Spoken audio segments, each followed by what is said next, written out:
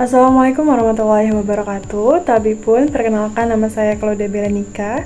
Saya dari program studi S1 Akuntansi Universitas Teknokrat Indonesia. Di video kali ini saya ingin menjelaskan mengenai transaksi entitas induk dan entitas anak. Nah, ini akan bergerak di bidang persediaan dan jasa yang akan mengeliminasi transaksi antara entitas induk dan entitas anak.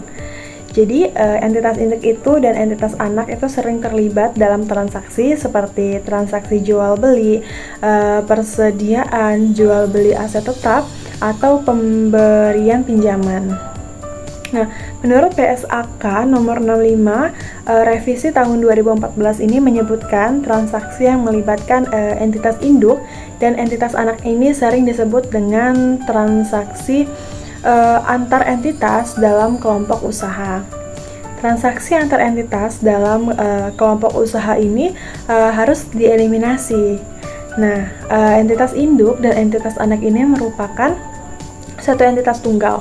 Maka transaksi antar entitas anak dan entitas induk ini menjadi transaksi di dalam entitas yang dampaknya harus dieliminasi. Nah, jadi di sini ada contoh soal, yaitu PTP memiliki 100% saham PTS selama tahun 2022. Nah, terdapat transaksi nih penjualan persediaan oleh PTP ke PTS sebesar 10 juta.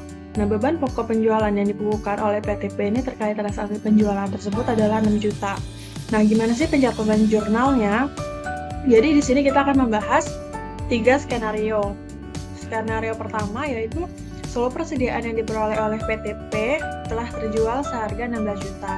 Skenario kedua yaitu seluruh persediaan yang diperoleh dari PTP belum terjual. Dan skenario ketiga yaitu sebanyak 75% dari persediaan yang diperoleh dari PTP itu telah terjual seharga 12 juta. Nah, sini kita akan ngebahas dulu mengenai skenario pertama, yaitu seluruh persediaan yang diperoleh dari PTP telah terjual seharga 16 juta. Tadi kan persediaannya, jadi gini. Jadi PTP ini memiliki persediaan sebanyak 6 juta yang akan diberikan kepada PTS itu senilai 10 juta yang akan dijual pada PTS itu 10 juta dan PTS ini menjualnya seharga senilai 16 juta persediaan tersebut. Jadi untuk akunnya itu penjualan ini kan PTP mendapatkan harga PTP ini menjual harga sebanyak 10 juta sedangkan memiliki beban pokok selama 6 juta. Beban pokok di sini itu maksudnya harga sebelum dia jual. Nah, di PTS itu dia memiliki penjualan, total penjualannya seharga 16 juta dan memiliki beban pokok seharga 10 juta, yaitu beban pokok yaitu harga yang dibeli dari PTP. Nah, jadi total nilai sebelum konsolidasi itu 10 juta tambah 16 juta merupakan 26 juta. Beban pokoknya 10 juta tambah 6 juta yaitu 16 juta.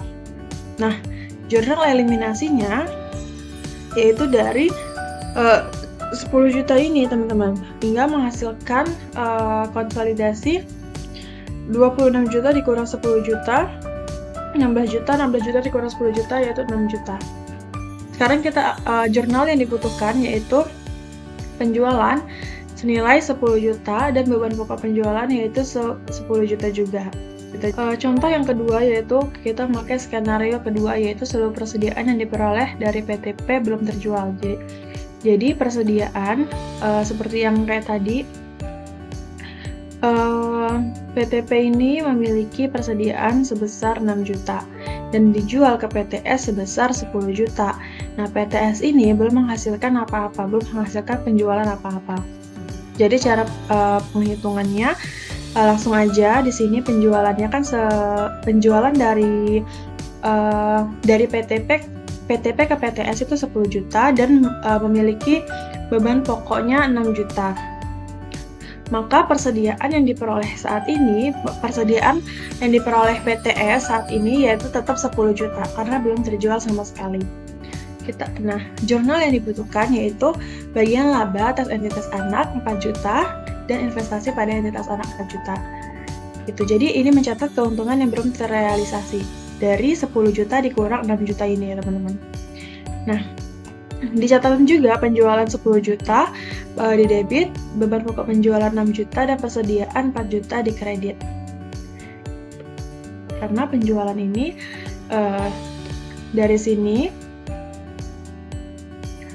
beban pokok penjualannya dari sini, dan masih tersisa persediaan 6 juta. Ini tadi udah kita bahas ya teman-teman. Beban pokok penjualannya 10 juta, penjualannya 10 juta dan beban pokok 6 juta dari PTP. Itu ada data di sini. Terus dari PTS persediaan masih 10 juta, dia karena belum ada penjualan dan beban pokok. Karena masih tercantum pada persediaan karena barangnya belum terjual. Nah, begini hasilnya 10 juta, 6 juta, atau 10 juta. Nah, sekarang kita akan membahas contoh ketiga, yaitu skenario ketiga.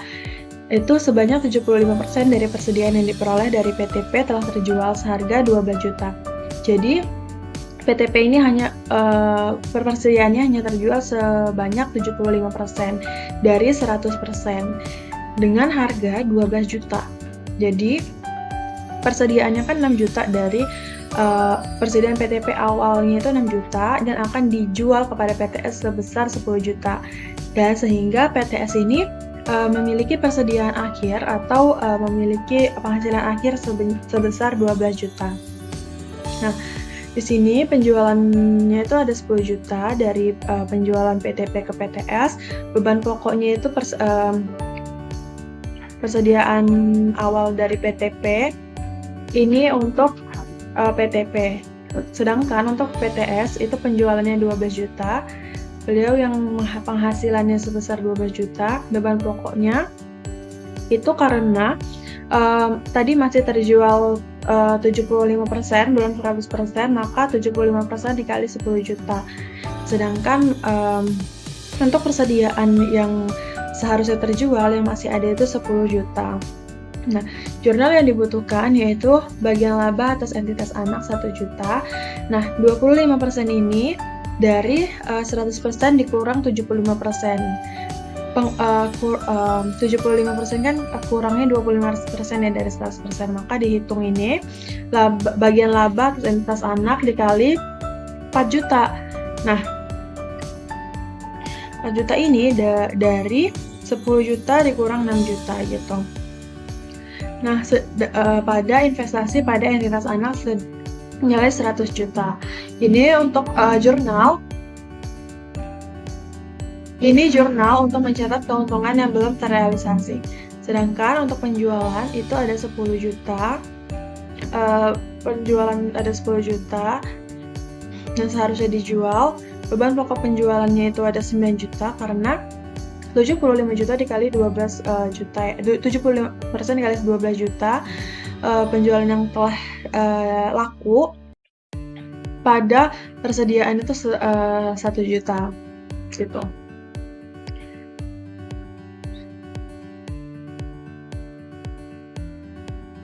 Dengan akunnya penjualan 10 juta pada PTP dan beban pokok 6 juta. Pada PTS penjualan 12 juta dengan beban pokoknya 7.500.000. Nah, sebelum konsolidasi ini 10 juta tambah 12 juta itu 22 juta.